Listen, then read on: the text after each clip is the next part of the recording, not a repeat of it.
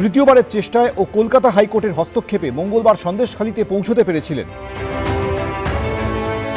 তবে আগামী সোমবার অর্থাৎ ২৬শে ফেব্রুয়ারি ফের সন্দেশখালীতে যাওয়ার আবেদন নিয়ে কলকাতা হাইকোর্টে প্রশ্নের মুখে পড়লেন শুভেন্দু অধিকারী। পোস্টার ছাপানো হয়নি, মঞ্চ বাঁধা হয়নি, দলীয় কর্মীদেরও বলা হয়নি, ব্রিগেড চলো বলে ঘোষণাও করা হয়নি। সোমবার কেন, অন্যদিন যান, বললেন কলকাতা হাইকোর্টের বিচারপতি কৌশিক চন্দ।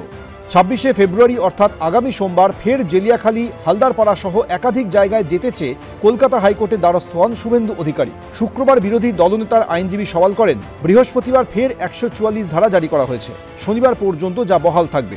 আমাদের তথ্য অনুযায়ী সেটা বাড়াবে প্রশাসন।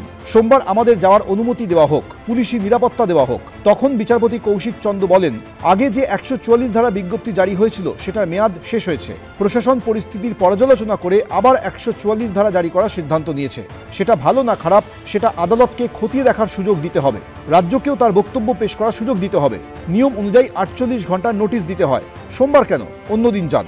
বিচারপতি আরও বলেন, অনেক রাজনৈতিক ব্যক্তি যাচ্ছেন, আগামী সোমবারই আপনাকে যেতে হবে এই বক্তব্যের কোনো গ্রহণযোগ্যতা আমি খুঁজে পাচ্ছি না। ওখানে তো আর মঞ্চ বাধা নেই যে আপনাকে গিয়ে বক্তৃতা দিতে হবে। সোমবারই আপনার যাওয়াটা এত জরুরি নয়, অন্য যে কোনো দিন যেতে পারেন। বিচারপতি কৌশিক চন্দ বলেন, পোস্টারও ছাপানো হয়নি, মঞ্চও বাধা হয়নি, দলীয় কর্মীদেরও বলা হয়নি, ব্রিগেড চলো বলে ঘোষণাও করা হয়নি।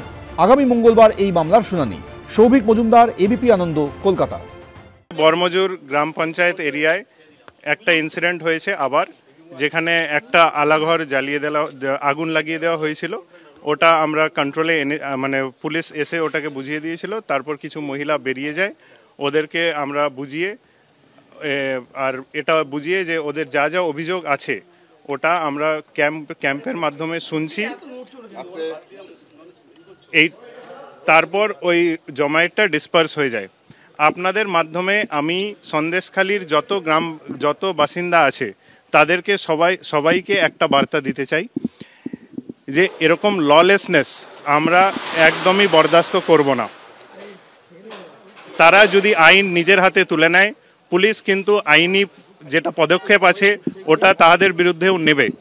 বাকি ওনাদের যা অভিযোগ আছে ওটা জেলা প্রশাসনের ক্যাম্পের মাধ্যমে হোক বা থানায় এসে হোক বা যে পুলিশ পিকেট আছে ওখানেও ওরা দিতে পারেন। ওনাদের যা অভিযোগ আছে ওটা খতিয়ে দেখা হবে এবং আইনি পদক্ষেপ নেওয়া হবে। এখন পর্যন্ত ৫ জন অ্যারেস্ট হয়েছে, এটা বাড়তে পারে, ওটা আমরা আপনাকে জানিয়ে দেব। এখনো আমরা কোনো অভিযোগ পাইনি, ওটা আমরা দেখছি। ঠিক আছে, ওটা প্ল্যানিং করছি, প্ল্যানিং করে আপনাদেরকে জানিয়ে দেওয়া হবে।